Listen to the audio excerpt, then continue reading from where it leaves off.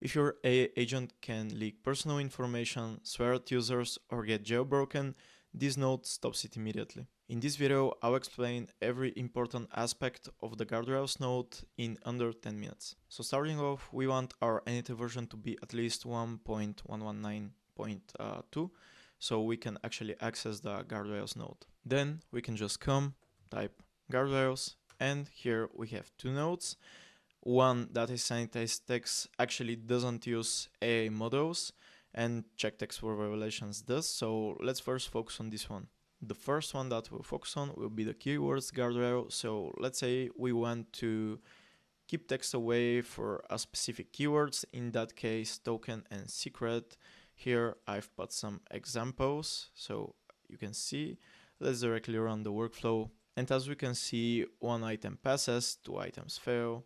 Let's meet at the park tomorrow, of course, passes because we don't have either token or secret. And in the failed ones, we have token, and here we have secret. And that is the reason they fail, because they have detected that we have the keywords that we want not to pass. And as you can see, it's pretty easy to set up. Here in the text to check field, you just put your text, and in the keywords, you put the keywords separated by comma, which you want to be excluded.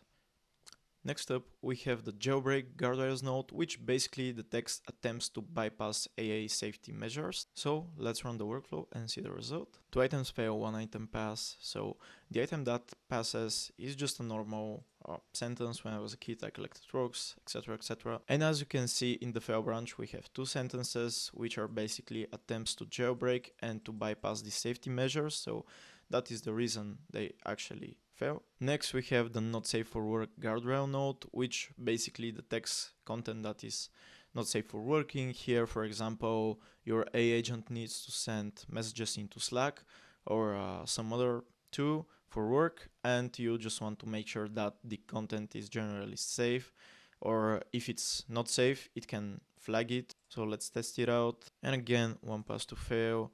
The pass is I'm planning to take a batch of chocolate chips cookies this afternoon, which is everything is safe about this message.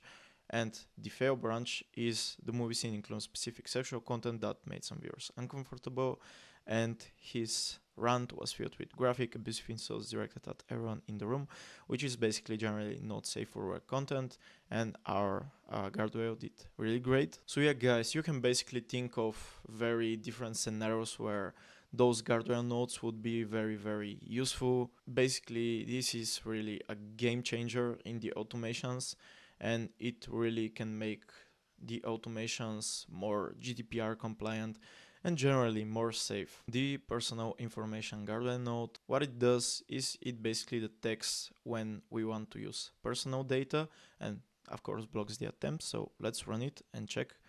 We have one pass, two fails. And we can see at the item that passed, we have no personal data at all. And for the second one, we have a phone number in one of the requests and a credit card number in the second, which is generally a personal data. And it did great. This can be useful in cases where we work a lot with personal data and we don't want our AI agent to hallucinate and just send the personal data without any protection. The secret keys guardrail node, what it does, it basically detects attempt to use secret keys in the input text. So let's test it out. One pass to fail, the pass item, just normal sentence, and the failed ones, here we have exposed an API key and here password. So yeah, basically pretty useful. The topical alignment guardrail node, what it does is here we actually have to provide a prompt with business scope. So our business scope here is AI-driven business automation using n8n and related workflow tools. So it basically detects attempts to go out of a certain topic. So it can keep the chat, for example, in Slack, talking about a certain topic. So we have some examples. Let's test it out. Two items pass, one fail. And the pass branches are: how can I trigger an n8n workflow? So valid. And can you explain the difference between Zapier and n8n? Also valid, because we talk about n8n. And the fail branch is: what is the best brand of running shoes for long distance races, which is totally out of topic. In the guardrail node successfully detects that it's out of topic and of course puts it in the fail branch, which is what we generally want. So yeah, pretty useful if you want to keep a channel talking about a specific topic. So next we have the URLs guardrail node, which is I believe my favorite, because it allows only specific URLs to pass. We can allow the subdomains to pass of this URL. We can block user info, which is basically a credential injection attempts. So user.pass.com, something like this in the URL. We can allow specific schemes right here. So yeah, let's test it out. As you can see, one pass and to fail.